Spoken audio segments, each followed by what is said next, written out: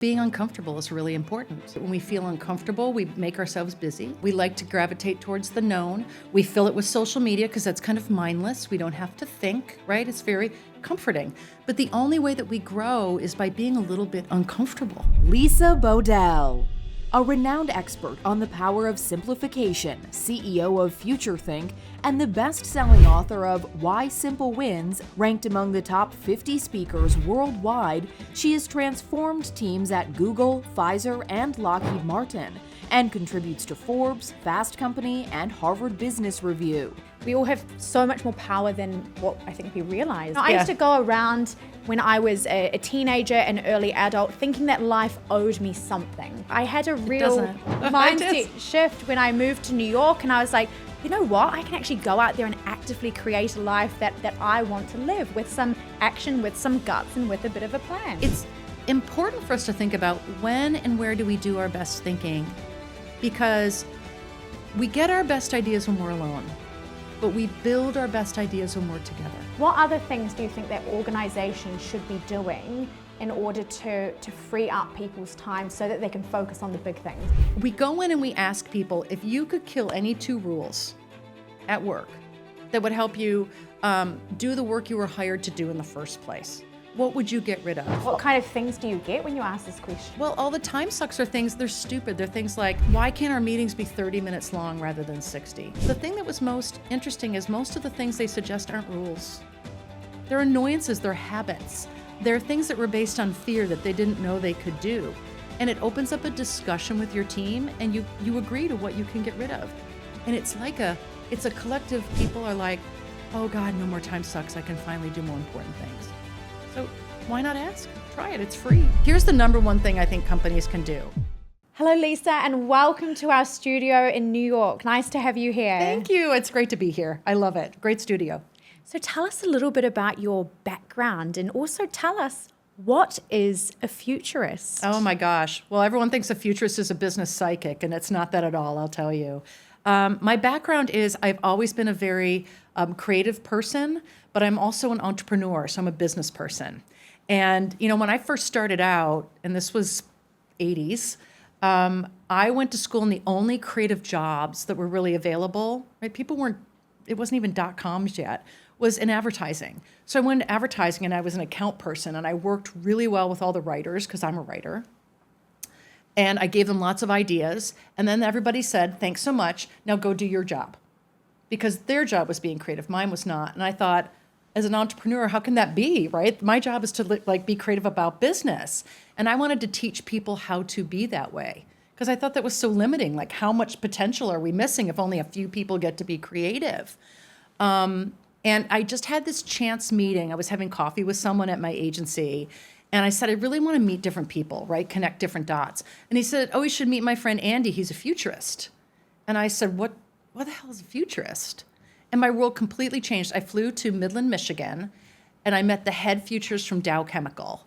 And he was the head of the Association of Professional Futurists, which is like this sad little group of people. I'm part of it, so I say that. Of futurists that are very academic, but they want to change the world with their funky ideas and help businesses do it.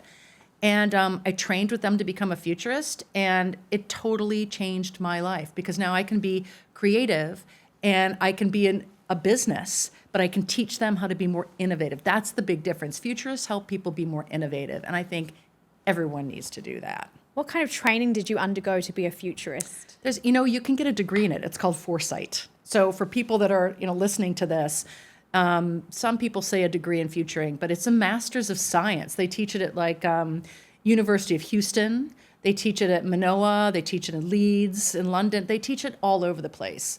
But the idea of getting a master's in foresight is you're teaching people how change happens. And what you're trying to do is teach them scenarios for change, that the future's not a straight line, right? It's a winding road, and you can shape it. And most people think the future's just handed to them. They don't realize they can shape it. And there's tools to do it. So you learn about reversing assumptions, and you completely turn them on their head. You learn about forecasting and backcasting. You learn about positive and negative outcomes. You do scenario planning. It's really cool stuff that teaches there are multiple futures, and you should learn how to predict each one and put bets on them. So the more we learned how to do that, and the more we trained other companies to do it, that's how innovation got born. It's not being creative. It's about being innovative from a business perspective. That's what futurists do. They teach them how to think about the future in new ways. And how do you think your role as a futurist has changed from, say, like the 1980s through to today? Like, what kind of Nothing's changed at all. It's exactly the same, right? We knew about AI then. You know what? The techniques really don't change. Right? There's a lot of ways that you should still reverse assumptions. You should still connect different dots. You should meet with diverse people. What's changed is people's attitude about it, right? Innovation got cool. So everyone's got to be innovative. Everyone's got to think new. Well, that's great because now futurists are like, yeah, you do, but you just got to think longer term. Don't keep thinking about the next quarter like Wall Street. You got to think 10 years from now. That's where the big stuff is happening. Like when you think about AI, we haven't seen anything yet. Like you remember when like websites first launched and how terrible they were? Oh, yeah. But we were like, oh my God, this is revolutionary. Like we thought the blink tag was something amazing. And now we're like, can you believe this? Such a piece of shit, right? Now it's amazing. So I think what's changed is people's attitude towards it. They know they have to think better about the future. But what hasn't changed is that people are scared of it. And that's still something very human that we have to help people overcome, that the future can be positive, not negative. Hi everyone, I'm going to make this quick so you can get back to enjoying this episode of HYPERSCALE, but I have a small favor to ask of you. I really need your help in order to take this podcast to the next level, and it all starts with you, our amazing listeners. By hitting the subscribe button, you not only tell the world that you're part of a community of big thinkers who are hungry for knowledge and fascinated by innovation, but you also help us bring even more amazing guests onto the show so that we can shape the future by asking all the right questions. Do you remember when we were children and we used to dream about the future? And, you know, I remember dreaming about the kind of person I'd become, like my wedding, who I was going to meet, like what kind of profession I was going to have, like what life was going to be like. And we really do explore our imaginations. And I do wonder if perhaps in today's society, with all of the technology that we have around us, it's very easy just to spend time on our phones and not actually sitting and being and thinking and getting excited. Right. And so like we used to, you know, I laugh about how when we're younger, like you said, we think in terms of possibilities, right? There aren't as many guardrails around us. But then as we get older, everything has to be very black and white, yes or no. Yeah. We have to get the answer right. Because if we don't, you're not going to go to college, you're not going to get a job, you're not going to get married, right? The stakes become so high, and they don't have to be. Everyone wants to fail, everyone wants to try new things. And I think the problem is as we get older, we tell people they should experiment, but we make the price of doing it too high. So for me, I think that we want to keep that wonder, right, with people and think in terms of possibilities. And how we can start doing that actually is teaching them to be curious again. So you said like, being able to wander, have nothing to do, being bored. Can you imagine? But that's where the ideas come. And we're trying to teach people actually within companies right now that we have to stop valuing being busy, because that's why people can't come up with new things. They don't have time to think. Yeah, I think I was saying to Georgia recently as well, I took her down to my old house I used to live a decade ago in New York. Oh, really? And I was saying to her actually about how it wasn't until I was in my early 20s where I had some time to move overseas and to be away from friends and family that I really found I started to get to know myself, who I was, what I wanted to do, what I was good at, what I wasn't good at. And it was kind of like a little bit awkward at the start, beginning to get to know like a new friend. So being uncomfortable is really important. And like you were saying about, I think we do a lot of things to help self-soothe, right? When we feel uncomfortable, we make ourselves busy. Mm-hmm. We like to gravitate towards the known. We fill it with social media because that's kind of mindless. We don't have to think, right? It's very comforting. But the only way that we grow is by being a little bit uncomfortable. And so that's why, like when I travel, and I know you travel a lot too, I love to wander. I even will go into, wherever I am, I go into a local grocery store because like you can see how different people live and what they buy and what they eat. I think it's really important for you, if you want to think differently, you have to do differently. And we try and teach people to do that even in their everyday life. Like take a different subway to work, right? Meet with a different person that you normally wouldn't. you'd be surprised what you can learn in those like little micro changes in your daily life. So Lisa, we spoke before about how people should be curious and excited for the future. Yes. And I think sometimes what I'm seeing happening on social media is that people say, Briar, how can people be excited about the future when they're struggling on a day-to-day basis? They're struggling to get off their couch, they're struggling with the food they eat, they're struggling with their power bills. Mm-hmm. How can we change this? Like, how can we go about maybe this change, seeing a change in society? I think also to a certain extent the media doesn't help. The media feeds off our fear because that's how they make their money. Well, I was going to say, like, I mean, if you want to, it's kind of like taking a different route to work is the same thing as changing your algorithm, you know? So I think, of course, like you can self-feed. I notice my feed changes whenever I like get on, I start following the same kind of comedians online. Suddenly all I do is have the same humor or the same music, but I don't learn anything new. So one of them I would say is put down your phones and meet with people. That's a huge thing. How can we actually do something different? My question to them is, well, do you like the way things are? Because then keep doing the same things that you're doing. Otherwise, you have to change something. And this is going to be a little provocative, but I think it's really easy for people to blame other things. And I like to teach people that there's more in our sphere of control that we can do than you think. So there's a lot of things when I say to people, what's holding you back from doing more innovation or thinking creatively? Oh, at work, it's, the organization. Oh, the policies. Oh, the regulation. And I'll say, well, what do you spend your day doing? Meetings, emails. I said, is that a regulation? Is that a policy? Most of the things that people do every day are in their sphere of control. And they've got to get comfortable with, there are things tactically that we can have and we can change. We just have to try it. And we have to do it in a small way. They're being held back by fear. That's really what it is. I think it's interesting. I think this whole embracing change thing is really important. Yeah. I was actually thinking recently about how my job as it is today did not exist 20 years ago. Exactly. And it's probably not going to exist in another 20 years as it does today. So therefore, that's just life. But what do you do about it? That's exactly right. So I would say, when I was younger and you were talking about what did we dream that we wanted to be when we grew up, I cannot ever remember a time growing up and saying, you know what, I want to be a keynote speaker and a futurist. It just wasn't a thing. But I meandered into it, right? My future wasn't a straight line. And I wouldn't have been able to get to where I am today if I hadn't gone off the beaten path a little bit.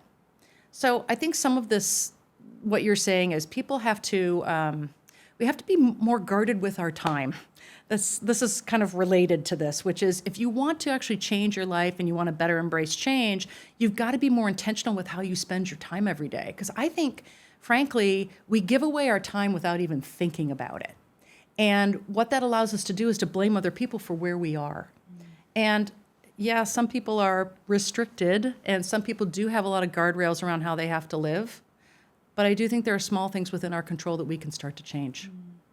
We all have so much more power than what I think we realize, right? And you spoke earlier about creating a future, and that obviously really resonates with me. I discovered transhumanism, and it just even fits from my day-to-day values perspective. I used to go around when I was a teenager and early adult thinking that life owed me something.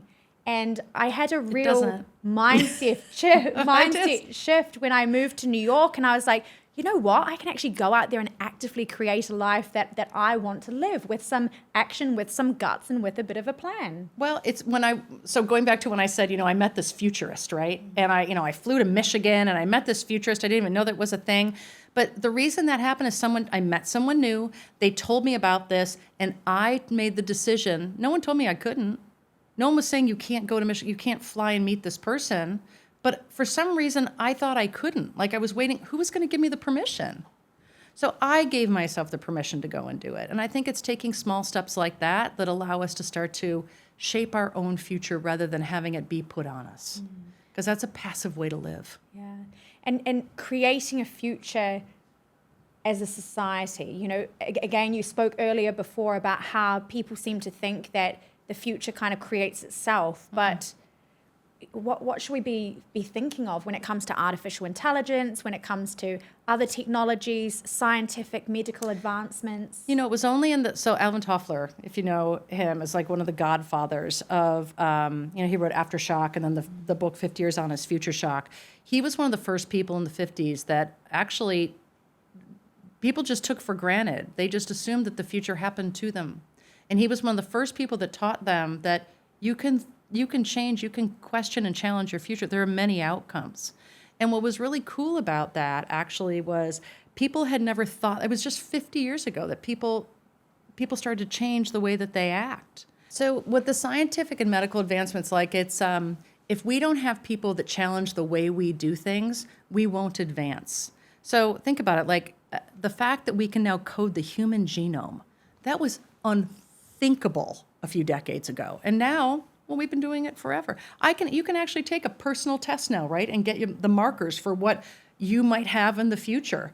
You know, my husband realized, well, he has Alzheimer's in his family, but he also has male pattern baldness. Who knew that he could know that in the future?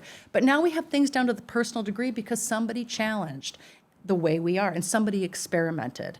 So I think there's a lot of things that we can do and we can be curious about if, one, we allow ourselves and the teams that we work with to ask questions. And a lot of people are scared to ask questions. They think they're going to get fired or they think they're going to look stupid, right?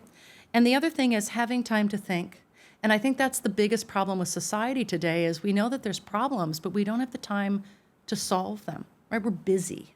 We think that's important.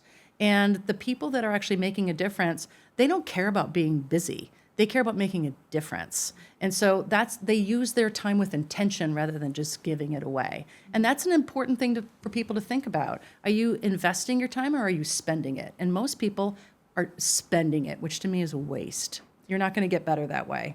I often speak about pushing back against these cheap dopamine hits that our phones give us and actually going out and doing something meaningful and sustainable and actually seeking. And I do it all the time. I have to tell you, I get so mad at myself because I have a stack of books next to my bed that I'm going to read, but I never seem to get to it because, I get sucked into Instagram or whatever, TikTok at night. And it's an easy hit, right? It makes you feel like you've accomplished something without having to use your brain because we're tired. And one of the things I'm a big champion of, and this relates to innovation, is we've got to simplify our lives if we're going to make progress. So like you said, people are like, how am I going to do this? I'm so busy. And my reaction is we have to stop thinking that our lives are more valuable by doing more. Mm-hmm. And we have to think about doing valuable things. And some of that is learning to say no. That's how we're going to be able to better embrace change. If I don't have time to think and I'm too tired, I'm not going to come up with a good idea. But if I have time to take a walk and I actually set time aside to do that, and I know that that is valuable versus doing my emails, I'm going to have probably a better life. So would you say that saying no is kind of the core of the power of simplicity, which you talk about a lot? No, I think that it's subtraction. And so there's a difference, right? Because I think it would be glib of us to sit here and tell people, well, just say no. Some people can't just say no. That's ridiculous. But I think what they have to do is, again, using their time with intention. So it's about how do you think about subtraction being powerful in your life? So time's a non-renewable resource. You will never get it back. Once you spend it, it's gone. So how you use it is very important. Most people give it away without even thinking. We just kind of are on autopilot, or we feel like we have an obligation, or we have a fear of missing out. I would say starting small of, yes, saying no to things, but also learning how to get rid of things. And what I mean by that is less meetings on your calendar. Maybe you don't have to go to that party. Maybe you don't have to participate in everything that you're asked to do. So some of that is saying no, but it's also proactively saying, what am I going to stop doing? And that's a little different. Would you say that the future is going to be more simple or more complicated? Yes. That's what I would say. Both. Yeah. It's kind of like when people say to me, does technology help us or hurt us? And the answer is yes. Yes. So let's use the topic du jour, which is AI. Mm-hmm. And I think one thing that's interesting about AI, I just had someone on a podcast, a keynote I gave today at Eli Lilly, right? Huge pharmaceutical firm, very restricted, very regulated. And And they asked me the same thing. So do you think it's going to be simpler or more complicated? And I said, well, I think AI is going to make your life simpler because it's going to take away the unnecessary complexity. That's what we're talking about, the unnecessary work. It's going to put things on your schedule. It's going to make your plane reservations. It's going to, do your carpools. I don't know, but it's going to help you with the mundane work, and that's great. However, what it's not going to help with is the creative work, the hard work, the strategic work. And so what's great about that is that's what makes us human. And that's hard work. And I want to carve out more time for that. I don't think it's going to get easier. I just think it's going to shift. AI is going to help me, but I think life is still going to be complex because there's always a problem to solve. So people shouldn't be worried about AI taking over their jobs? No. Well, let's put it this way. Yes, if you have a mundane job that is easy to replace because it's rote, there's not a lot of thinking involved. It's something, I think about this a lot when I'm on the highways now, and you go through what used to be a toll booth, but it's just a scanner. People live their lives being toll booth operators. And that was a rote task, and then technology came along and whoop, I can automate that. So if you're in a job that can be automated, yeah, you better upskill. If you're in a field like what you and I do, like we think about creative work, we think about how to create a future, AI is not doing that yet. And I would say it's helping us augment our lives because it gives us more time to think about that. I'm not worried about it right now.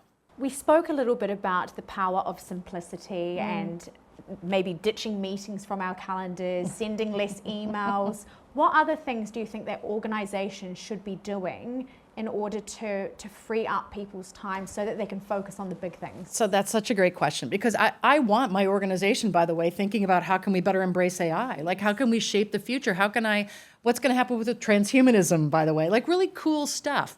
Mental health and wellness. Like I want them thinking about those things and the impact and how we can improve lives. Here's the number one thing I think companies can do. Teach your teams to kill stupid rules. This is such a simple thing, and we do this all the time at my company. We go in and we ask people, if you could kill any 2 rules at work that would help you do the work you were hired to do in the first place, what would you get rid of? And it is, all you do is ask people for this, and they give you a flood of answers. It's like lighters at a concert. Everyone's so excited to tell you about, oh my God, you want me to tell you all the things we should get rid of? What kind of things do you get when you ask this question? Well, all the time sucks are things, they're stupid. They're things like, why can't our meetings be 30 minutes long rather than 60? That's not a regulation. No one told you couldn't. Can I not be invited to these meetings anymore? These reports are redundant. Can we kill one of them? Is there a way for us to be able to have a decision-making power? Why do I have to always get approvals on X, Y, Z? They change these things in the moment. And literally, like we were doing this with AT&T, we asked 1,000 people in a room to kill rules, and we had over 5,000 answers in just a few minutes. Wow. And there were all kinds of things, right? But the thing that was most interesting is most of the things they suggest aren't rules. They're annoyances, they're habits. They're things that were based on fear that they didn't know they could do. And it opens up a discussion with your team, and you agree to what you can get rid of. And it's a collective, it's so nice because people are like, oh God, no more time sucks. I can finally do more important things. So why not ask? Try it, it's free. I think, I'm sure that goes down very well because people love being able to express themselves, right? Yes. They love having input, and I might ask my team this as well. I'm just looking at Georgia off camera. Right? Yeah. I think it's amazing what happens when you ask people. The other thing we do is we do work hacks, and that's kind of a cool futurist thing is how do you hack the future? Well, what you have to do before you think about the future is you have to hack the work today. You got to create the space for that to happen. And like Novartis does this. They hack work. If they have a problem they can't solve, they ask their teams, and it's amazing because they have lots of suggestions. And when the boss this happened there, one of the bosses looked at his team and said, you have so many ideas. Why haven't you told me this? And they said, we were scared we were going to get fired. Like we were doing something wrong by hacking work, like doing a workaround. Am I going to get fired? Is this wrong? Is this illegal? And he said, no, they just needed permission. And I think we don't give ourselves permission to get rid of things. It's important. What about our attention spans in today's society? What about them? Yeah, we don't have them. Is it true that we've now got the attention spans of fish? I've heard as well that we are seeing a lot of attention deficit traits. So people are actually going into clinics and saying, I think I've got ADHD, and they're doing a bit of research into the person's childhood and things like this. And they're coming back and saying, you know what, I think you've got attention deficit traits. Like over time, your brain has started to develop these quirks that perhaps ADHD has. I wonder about this a lot. I wonder if we're going to see like an incredible hockey stick, like higher incidence of ADHD caused by a lot of it by social media, right? Because it's this phone addiction, like you said. But what's so interesting to me is, 10 years ago, it's like no one talked about having ADD or ADHD, kind of like no one talked about mental health. But now, everyone, I even make a joke about it. I say to people, everyone is time starved. Everyone has ADD, and everyone, they laugh because they all do. It's just a matter of where they are. I'm smiling because I found out 2 years ago I got clinically diagnosed with mild ADHD. There you go. Right, where you are. Everyone's got it. Yeah, everyone's got it. It's just how much do you have? Yes, yeah. And I think some of that, it's like we make fun of it, but it is serious, right? And I think the idea is, because we're multitasking, work used to be linear, and now it's a Venn diagram. I do meetings and emails, right? I do reports and I have to find data. I mean, everything is an overlap. So of course you have ADHD. You are constantly context switching. That's why I tell people learning to get rid of and stop is so important. You can't focus on the important stuff, like shaping the future, if you're sitting on a Zoom call all day. How are you going to do it? You need time to think. So how can we give ourselves, I know this seems like probably such a simple question, but I don't think it is that simple. How can we give ourselves time and space to think? Is it just a matter of sitting on our couch, locking our phone in another room and just being? No, I love this. Well, let me say this. It could be. But so, for example, I was talking about this keynote I gave this morning, and one of the things I ask in my keynotes is, when and where do you do your best thinking? So where do you do your best thinking? Do you know? So I like to walk down the river, the Chelsea, or the Hudson River, I think it is, in Chelsea. So just walking down, looking at the water, or just even in random spots, like, I don't know, commuting, like when I'm traveling in the plane, or I'm sitting at a restaurant, or just pottering around. It's certainly not in my office. So when I ask, bing, bing, bing. So when I ask people, when and where do you do your best thinking, it's amazing. And I always say to these groups, congratulations, you're like everyone else, which makes them feel good. Like, you guys, we all do our best thinking. They say things like, in the shower, when I'm driving, when I'm going to bed, when I'm waking up, when I'm having a cup of coffee, when I'm going for a run. For me, it's when I'm on an airplane. But the consistent theme is we do our best thinking when we're alone. Typically when it's quiet, or we're doing something we don't have to think about, walking on the river. And it's never at work. I have never, ever had someone say, I do my best thinking when I'm answering emails, when I'm sitting on a Teams call. But what that says is, where do we spend most of our time? On emails, on Teams calls. So people have to, yes, and it's important for us to think about when and where do we do our best thinking, because we get our best ideas when we're alone, but we build our best ideas when we're together. And so the problem is, at work, people get together and they want to have a brainstorm, but no one's had time to think, so they keep coming up with the same crap ideas. So a couple things you can do. If you're listening to this, think about when and where do you do your best thinking. And the second thing is, mandate time in your calendar for deep work or thinking. I do that at my company. Accenture does it. Microsoft does it. And what that does is it gives people permission rather than hiding it on their calendar. Remember, people would be like, my assistant's going to put a time slot of a recurring meeting on my calendar. It was just so people couldn't steal their time. Mandating time to think really gives you permission to do deep work. And especially when you have ADD, that's a really important thing to do. So try those things. Figure out how you do your best thinking and put it on your thinking on your calendar. I think those are really good things for us to think about. Pun intended. See what I did there? Do. I love that. So in your opinion, what are the key skills and habits that you think are essential for high levels of productivity in workforces? Well, key point of distinction for me is I want people, if I want someone to take away one thing from this discussion, it's, I am an expert on simplification so people can reach their potential. And when I talk to leaders, I say, please don't tell people to simplify so they can be more productive. I don't want to teach people how to do better emails or run better meetings. That's ridiculous to me. What I want them is to do more meaningful work. So what I want them to be able to do is to identify the things that are a waste of time and get rid of them, unnecessary stuff, and create space for valuable things to happen. So what are the skills to being productive? It's not just about being productive. It's about identifying what meaningful work is. And if you ask a lot of leaders, they'll say, oh yeah, my teams know I want them to work on meaningful work. And I'll say, what's the definition of meaningful work? And they can't tell me. So defining what that means will give people a compass for how to better spend their time, right? So, if I had to ask you what's meaningful work, and is that easy for you to answer? It's typically not, right? Yeah. It's a good exercise. It is a good exercise. And I think it's kind of, thinking into the future and pulling the dots back, right, a little bit too.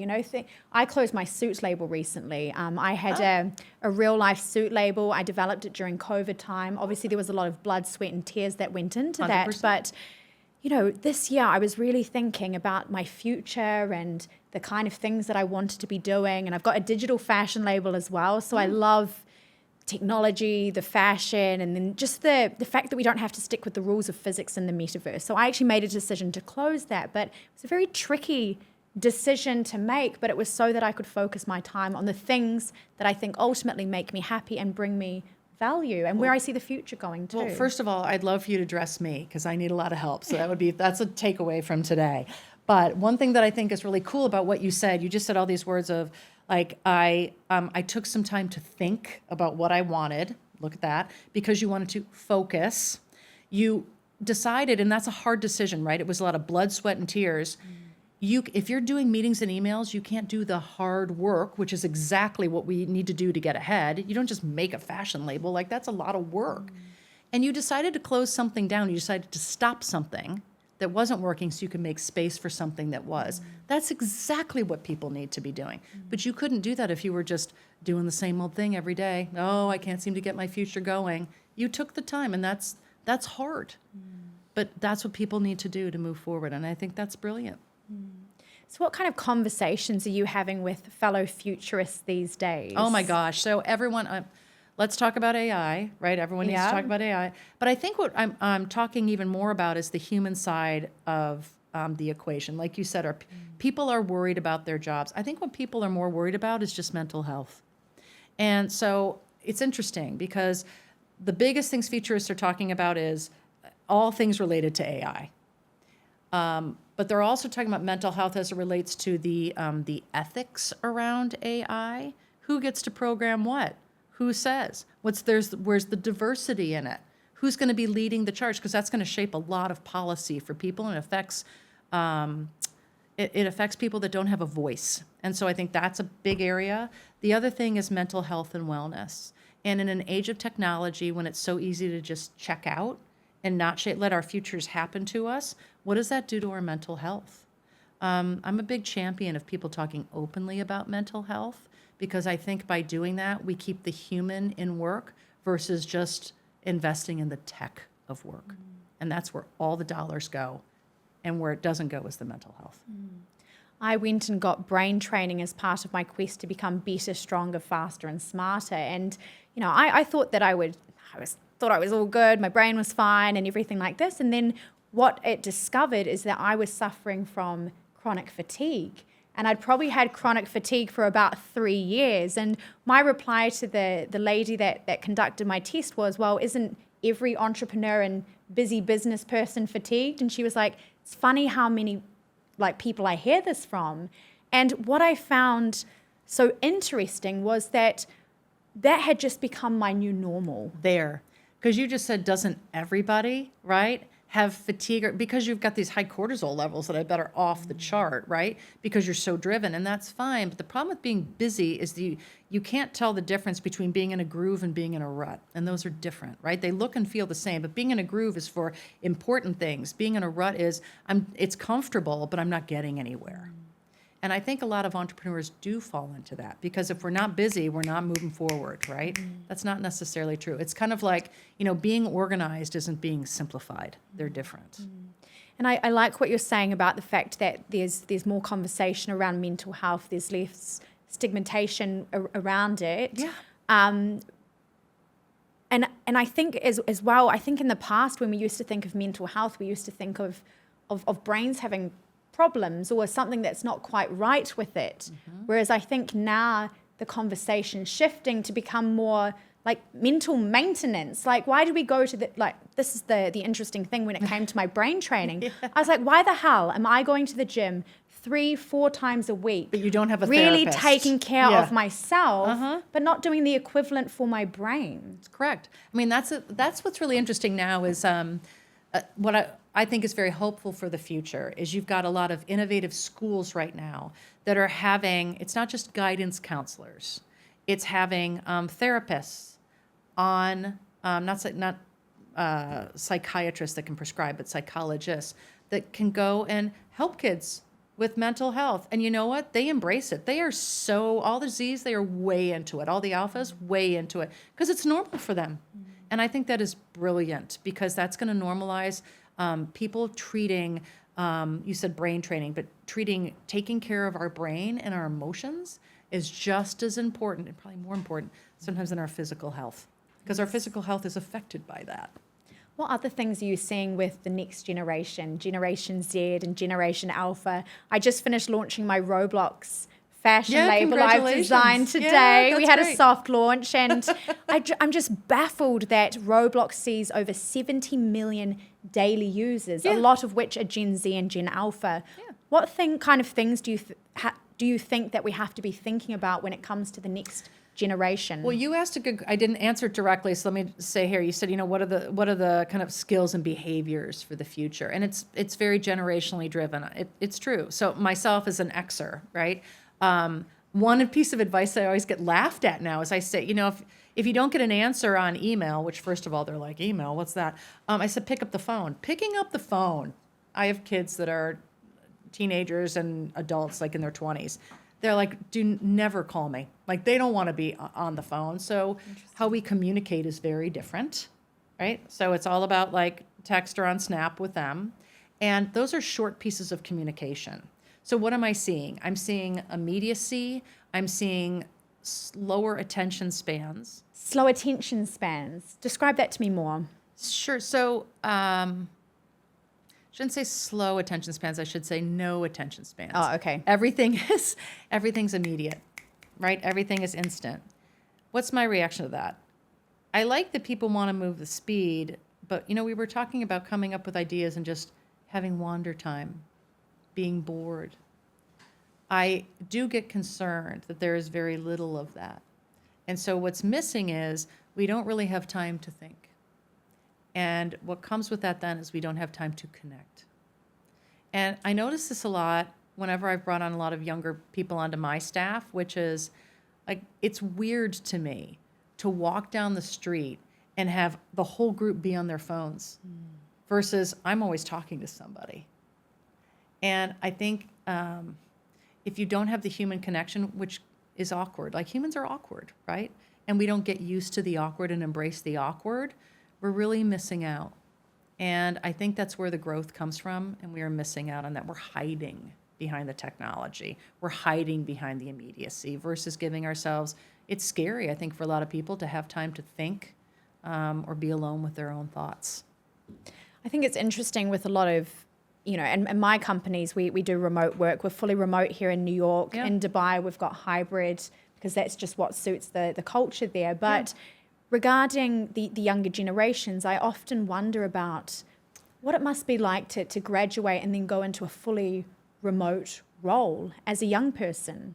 I can't decide if people like it or hate it, because sometimes people, they would complain. I don't know what's right. I mean, for me, I love working remote, but my job is being out on stage and meeting people, so I get my juice that way all the time, right? I'm not completely alone. But I do like my alone time. I'm kind of on the introvert side, except when I'm on stage, right? But for young people, I don't know. On one hand, I don't want to go to the office. You can't force me to be in the office. And I'm like, right, it should be fit for purpose. But the problem is, then they say, well, I don't get to collaborate with anybody.